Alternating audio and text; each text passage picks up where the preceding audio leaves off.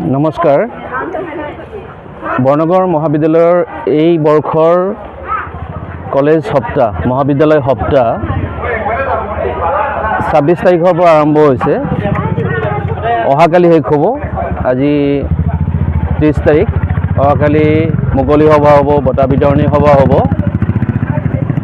গতিকে মহাবিদ্যালয়ৰ এই মহাবিদ্যালয় সপ্তাহৰ লগত সংগতি ৰাখি আজি আমাৰ কলেজৰ ছাত্ৰ ছাত্ৰীসকলে সাংস্কৃতিক শোভাযাত্ৰা উলিয়াইছিলে।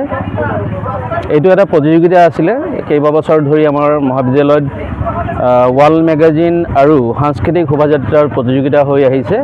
গতিকে আমাৰ ছাত্ৰ ছাত্ৰীসকলে বিভিন্ন ধৰণে বিভিন্ন আমাৰ অসমৰ বা ইভেন ভাৰতবৰ্ষৰো বিভিন্ন জাতিগোষ্ঠীক প্ৰতিনিধিত্ব কৰি বিভিন্ন সাজ সজ্জাৰে আহি সাংস্কৃতিক শোভাযাত্ৰা সুন্দৰ সাংস্কৃতিক শোভাযাত্ৰা কৰিছে। সৰভোগ হৈ পেলাই কলেজৰ পৰা সৰভোগ হৈ পেলাই মানে শোভাযাত্ৰা কৰি আহি অলপ আগতে শেষ হৈছে। গতিকে ইয়াত এটা কথা পৰিস্ফুট হৈছে যে আমাৰ যি জাতিগোষ্ঠী সাংস্কৃতিক আমাৰ বিভিন্ন জাতিগোষ্ঠীৰ যি সংস্কৃতি, সেই সংস্কৃতিক তাৰমানে দেখুৱাবলৈ আমাৰ ছাত্ৰ ছাত্ৰী সক্ষম হৈছে। যে আমাৰ আপোনালোকে জানে যে ইয়াত আমাৰ মানে বিভিন্ন জাতিগোষ্ঠীৰ সৰু সৰু জাতিগোষ্ঠীৰ সংস্কৃতি লৈ পেলাই আমাৰ বৃহত্তৰ অসমীয়া সংস্কৃতি। গতিকে ইয়াত বড়ো, তিৱা বা আমাৰ ৰাভা বা আমাৰ অসমীয়া সংস্কৃতি বা বিভিন্ন জাতিগোষ্ঠীৰ সংস্কৃতিৰ মানে ইয়াত প্ৰকাশ হৈছে। প্ৰকাশৰ এটাই উদ্দেশ্য যে এয়াই আমাৰ সমাজখনক একত্ৰিত কৰিব। আমি সব মানে জাতিগোষ্ঠীৰ সংস্কৃতিক আমি শ্ৰদ্ধা কৰিব পাৰিব লাগিব। শ্ৰদ্ধা কৰিব পাৰিলেহে আমাৰ বৃহত্তৰ অসমীয়া তেওঁলোকক লৈ যি বৃহত্তৰ অসমীয়া সমাজখন গঢ়ি উঠিছে, অসমীয়া সংস্কৃতি গঢ়ি উঠিছে, সেই সংস্কৃতিক আমি সন্মান কৰাটো বুজাব।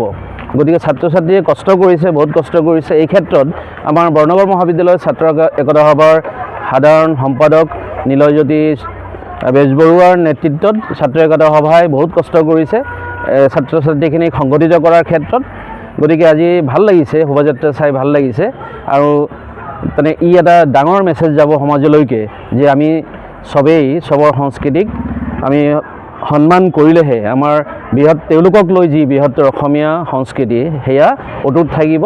আৰু সেইটো আমাৰ চবৰে দায়িত্ব বুলি আমি অনুভৱ কৰিছোঁ বা চবেই অনুভৱ কৰিবলৈ যত্নপৰ হ'ব। কাৰণ যি পৰিস্থিতি বৰ্তমান, সেই পৰিস্থিতিত আমি সমিলমিলেৰে এই মানে আমাৰ বৰ অসম বা আমাৰ বৃহত্তৰ অসমীয়া সমাজখন গঢ়ি তোলাৰ দায়িত্ব আছে বুলিয়েই এই ধৰণৰ উদ্দেশ্য লৈ আজি এই সাংস্কৃতিক শোভাযাত্ৰা উলিওৱা হৈছিলে। এয়া এটা ভাল মেছেজ সমাজলৈ গৈছে বুলি আমি অনুভৱ কৰিছোঁ।